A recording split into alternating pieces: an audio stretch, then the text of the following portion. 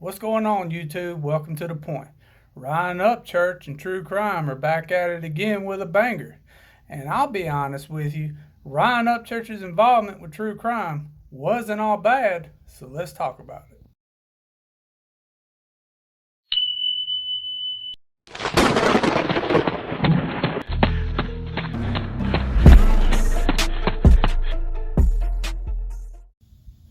First off, make no mistake. Pieces of the stuff he said and the actions that took place, not all that was good. Shouldn't have cussed out that woman. Let's just be upfront and honest. Shouldn't have cussed at her. That one guy, American Railroad Ninja, whatever form that van driving candy dealing individual is on, is a garbage platform, and he allowed that to happen. So I'm not defending any of that. But I can say some positives to his involvement in true crime, regardless of the ulterior motives some of y'all had said he had. For me personally, there were a lot of good channels that he went after that I was able to find. I'd never heard of Cinema Shogun until their back and forth drama. And thanks to Ryan Upchurch, at least 2 subscribers, both myself and my wife, listen to his channel now frequently and enjoy the content he puts out. I had never heard of a guy named Mickey Mill before. But he does interesting stuff. His contribution is far more in-depth than mine, pulling up police scanners during calls, looking into things on the internet side, fairly in depth. I'm good with it. He makes good content.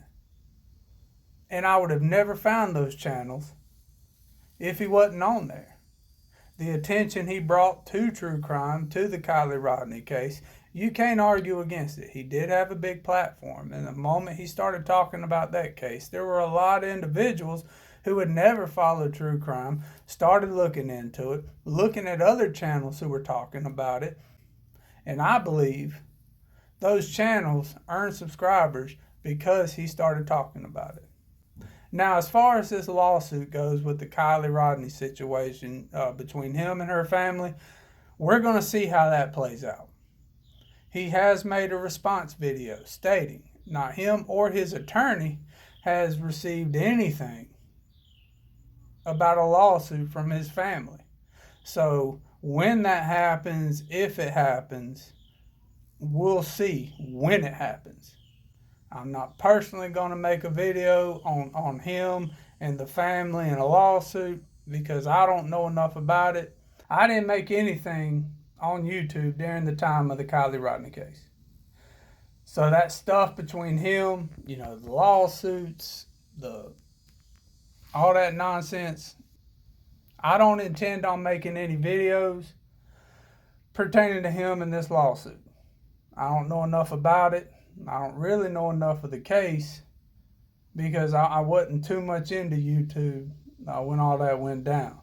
But I can say, in terms of trolling, in terms of just general funny, entertaining content, he's putting out some pretty hilarious stuff.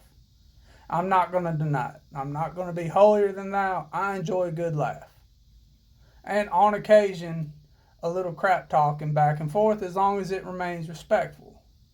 So far, I don't think anybody's thrown any blows that are beyond the realm of acceptable. Several content creators that are very specific to true crime have made videos stating he was going to get sued. Now, he put out a video, like I said, saying he wasn't going to get sued. And we're going to see how all this plays out. But I just know right offhand, everybody who is strictly true crime wants to badmouth him solely on the fact of the rabbit hole he went down. A lot of y'all went down rabbit holes before. Just simply look at the Brian Kohlberger situation. Everybody was attacking college students, attacking people in the community, rooting up and bombarding individuals on social media based off theories and speculation. So here he is during the Kylie Rodney situation doing the same thing. And I mean, honestly, if the family's allowed to sue him for speculating and looking into things, then really we're saying anybody on YouTube can be sued and should be sued for speculating. So I mean, I don't see how this is I'm on one side of the fence and he's on the other. Let's just be upfront and honest. People on YouTube dive deep into speculation.